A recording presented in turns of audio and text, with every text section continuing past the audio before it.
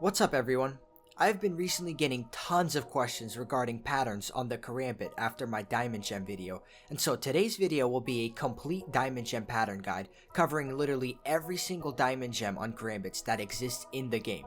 Now to make this guide, me and my boy Kareem had to go through literally 1,000 individual patterns one by one to figure out what tier of Diamond Gem each pattern is and which patterns aren't Diamond Gems at all. But if we have a specific pattern that you would like to know about, it will 100% be mentioned in this video. One more thing to mention is that there are absolutely no other guides or videos on this topic, and this is the first one to be made, so all information and ratings provided in this video are coming straight from me and those who helped with creating this video. So, out of all 1,000 Karambit patterns that are Gamma Doppler Phase 1s, there's actually a massive number of Diamond Gems, somewhere around 200 or 300, all of which differ in terms of how good of a Diamond Gem each knife is. To rank each pattern, I used a tier system similar to that of blue gem knives to differentiate between each Diamond Gem and figure out which Diamond Gems are mediocre and which ones are the best.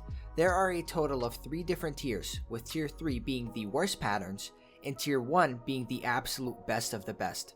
I will explain the key differences between each of the tiers and show every single pattern that is considered that specific tier. Let me explain how the grading was done.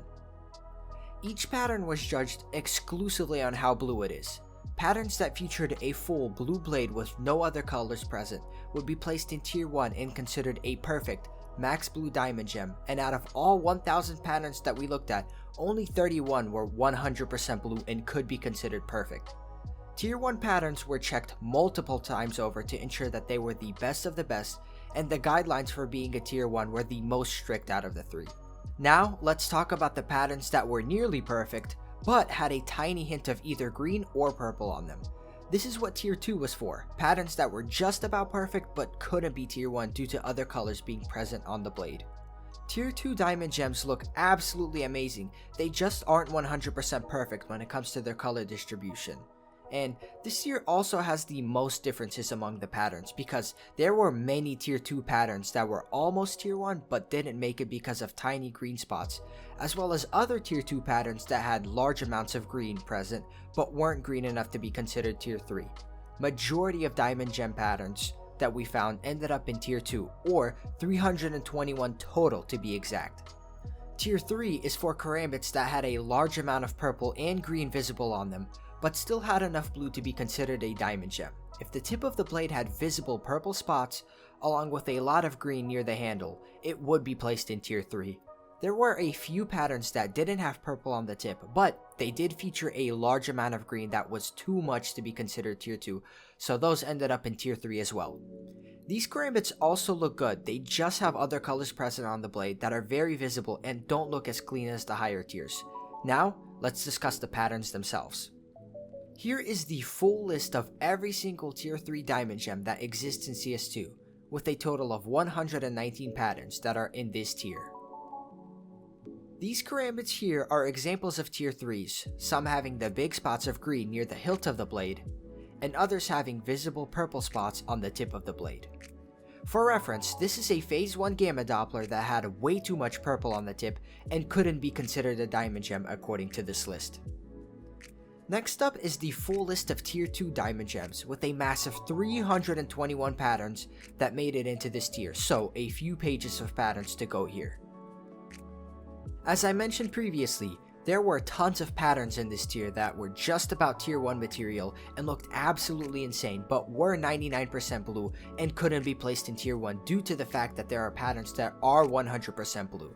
Some tier 2s did have purple on the tip, however it was an absolutely tiny amount to the point where it's barely noticeable and would allow the knife to keep its second tier placement.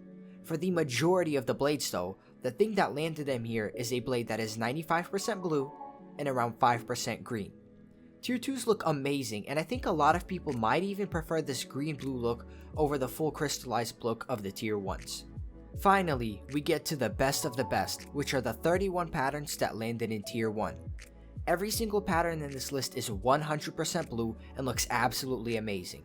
After going through every single tier 1 pattern multiple times and looking for patterns with the least dark spots, here are the top 3 best Diamond Gem patterns in CS2. The number 1 pattern is 217, followed by 606 in second place, and 504 in third.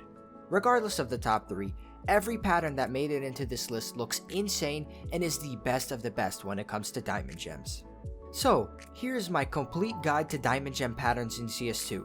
This list includes every single pattern that exists, so if you didn't see a pattern that you were looking for, it means that pattern is not considered a diamond gem. I usually never ask this, but if you enjoyed this video and found it helpful, please give it a like or a share, as looking at 1,000 individual patterns one by one actually took forever. With that being said, I hope y'all enjoyed the video and have a great rest of your day.